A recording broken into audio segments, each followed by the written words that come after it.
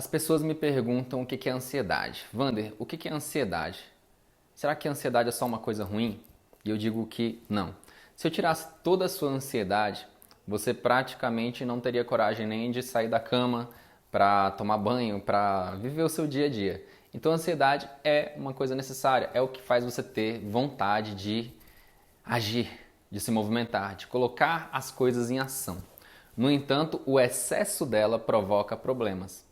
Antigamente, quando o ser humano vivia em tribos, era diferente. O ser humano vivia sempre com riscos de ser invadido por uma tribo canibal ou mesmo um animal feroz vir e te matar. Só que hoje em dia nós não temos mais esses perigos. Razoavelmente podemos dizer que o ser humano moderno vive uma vida razoavelmente tranquila, né? Não vai surgir nenhum animal perigoso, feroz da mata para te devorar.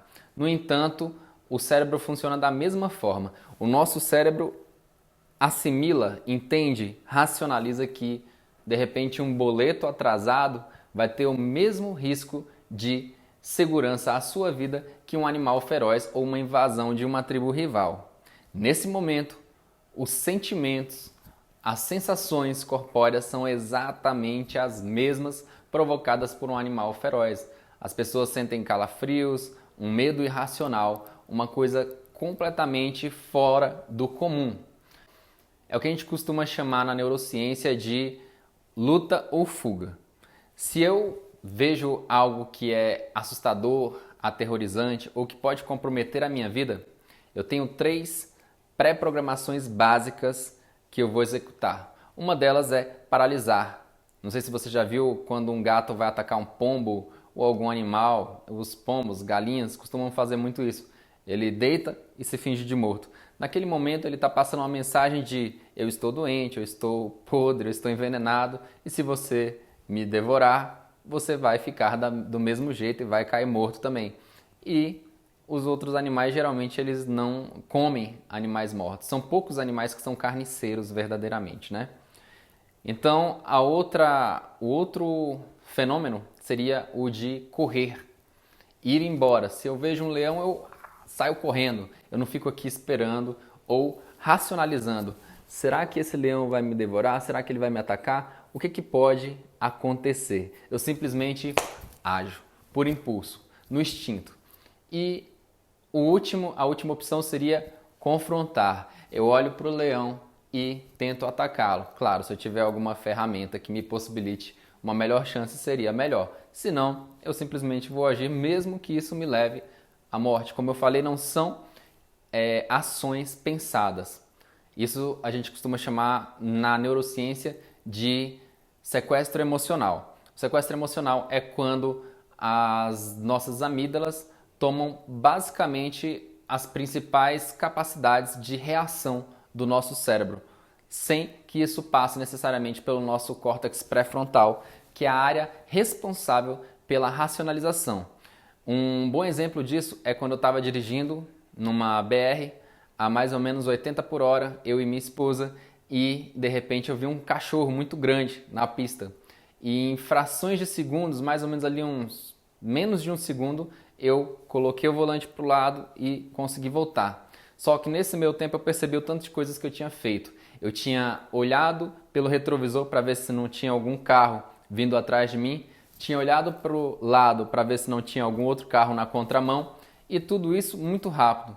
Claro que nada disso passou pelo meu córtex pré-frontal, foi diretamente das minhas amígdalas para o meu sistema nervoso e eu agi. Isso é o que a gente chama de luta ou fuga. A gente age por instinto. A ansiedade é basicamente isso. Só que esses impulsos irracionais podem ser treinados, podem ser reduzidos. E a hipnoterapia é uma das melhores ferramentas para acelerar esse processo. Também exige uma mudança de hábitos. Em alguns casos também pode ser necessário o uso de medicação. Eu vejo um preconceito muito grande das pessoas hoje com relação à medicação. Ah, Wanda, eu não quero usar esse remédio não porque eu tenho medo de ficar viciado. É importante você entender que quando o psiquiatra passa uma medicação para você, existe um período adaptativo. Pode ser que você tenha um resultado muito benéfico naquele primeiro momento, ou pode ser que não. Porque em alguns momentos o médico vai trocar essa medicação para você até encontrar uma medicação que você se adapte melhor. Eu sei que é um pouco custoso, né? Gera um gasto financeiro um pouco maior, mas em alguns casos de um TAG, por exemplo, que é um transtorno de ansiedade generalizado, ou em alguns casos de TOC e outros exemplos, N exemplos também, pode ser necessário fazer a psicoterapia, a hipnoterapia e a utilização de medicação. Só que como você está praticando a hipnoterapia, a gente vai passar também alguns recursos, por exemplo, atividade física, meditação. São alguns outros recursos que você vai estar utilizando de forma multidisciplinar. Não vai ser somente dentro da hipnoterapia que você vai conseguir viver em paz com essa ansiedade, neutralizar ela e viver realmente uma vida normal. Você vai ter que colocar alguns hábitos novos na sua vida. Então é isso que eu queria falar hoje para vocês sobre a ansiedade, como a hipnose pode estar ajudando nesses quadros de ansiedade, de pânico, né, que são realmente muito difíceis, muito complexos, principalmente por se tratar de uma coisa tão irracional, é uma coisa tão interna que é um pouco difícil no primeiro momento a gente tirar isso daqui de dentro, trazer para cá, entender melhor para depois trazer de volta tudo isso organizado.